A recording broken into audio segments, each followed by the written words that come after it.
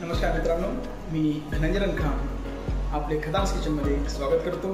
तर आज आपल्यासाठी मी विशेष डिश घेऊन आलेलो आहे, कारण वातावरण सुंदर आहे, पाऊस पडतो, ढगाळ वातावरण आहे आणि मग सकाळी नाश्त्याला काय तर हा प्रश्न सतावतो। तर आज आपण करूया इन्स्टंट रवा डोसा। सुरुवातीला आपण 1 वाटी तांदळाचे पीठ टाकून घेणार आहोत। त्यानंतर त्यामध्ये त्याच वाटीचे माप असलेले अर्धा वाटी रवा।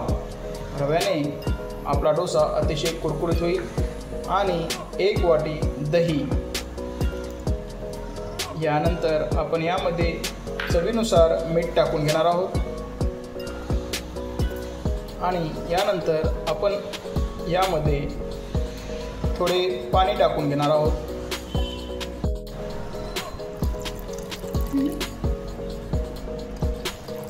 या सर्व एकत्रित केलेल्या पदार्थांची आपण पेस्ट काढून घेणार आहोत। जास्त घट्टही नाही आणि जास्त पातळही नाही।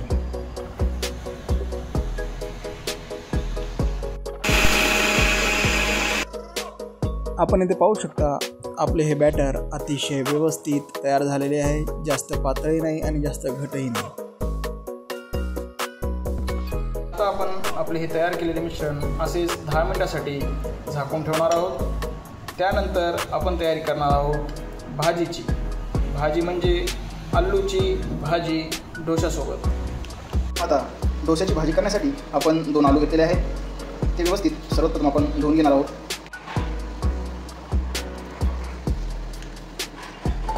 आपण आता आलूचे 2 भाग करून घेणार आहोत।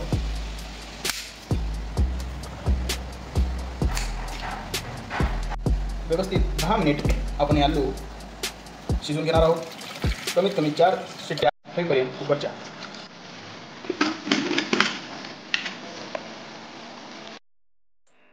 कट करून घेतलेले दोन्ही आलू व्यवस्थित शिजलेले आहेत। आता आपण त्याला व्यवस्थित स्मॅश करून घेणार आहोत। मॅश करण्यासाठी अतिशय सोपी ही पद्धत आपण सुद्धा आपल्या घरी सहज आजमावू शकता। दोन्ही आलू आपण व्यवस्थित स्मॅश करून घेतलेले आहेत।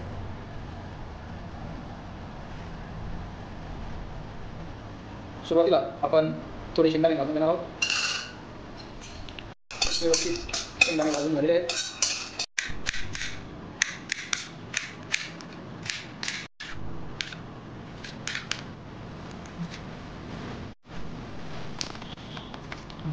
टमाटा 2 पळी तेल।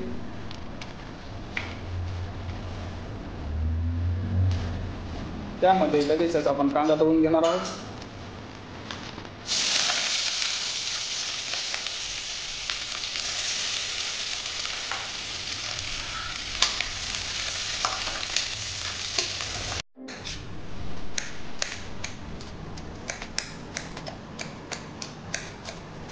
थोडासा कांदा ब्राऊन झाल्यानंतर आता आपण त्यामध्ये जिरा, थोडी मोहरी यांना व्यवस्थित तडतडीत करू दिल्यानंतर आपण समोर यामध्ये टमाटर टाकणार आहोत। व्यवस्थित आपल्याला मिक्स करून घ्यायचे।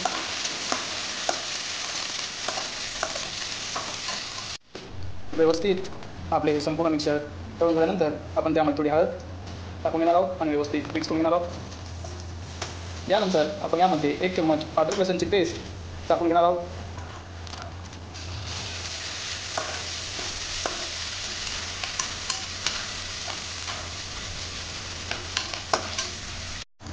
यानंतर आपण यामध्ये हिरवी मिरची बारीक कट केलेली।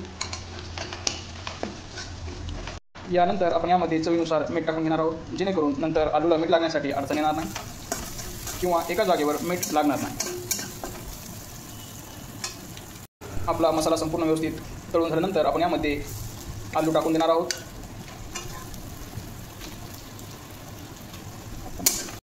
यानंतर आपण यामध्ये मगाशी भाजलेले शेंगदाणे याचे 2-2 तुकडे करून घेऊन याच्यामध्ये टाकणार आहोत।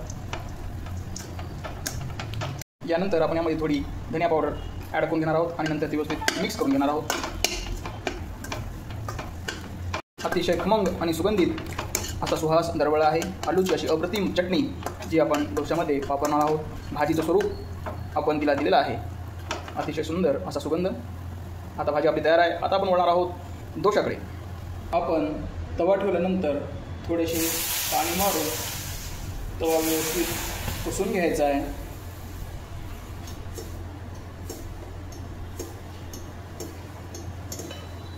आपण यावरती तेल टाकून घेणार आहोत.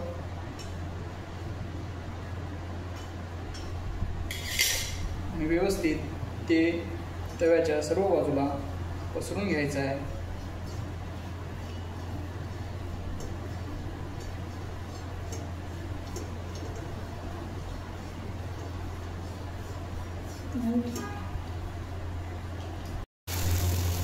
आपले हे बॅटर व्यवस्थित तव्यावर टाकून आपण त्याला व्यवस्थित गोल आकारात फिरवून घेणार आहोत.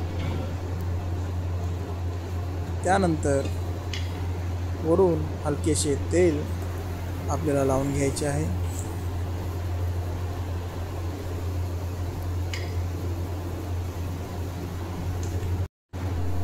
आपण इथे पाहू शकता अतिशय सुंदर असे स्ट्रक्चर आपल्या या डोशाचे झालेले आहे.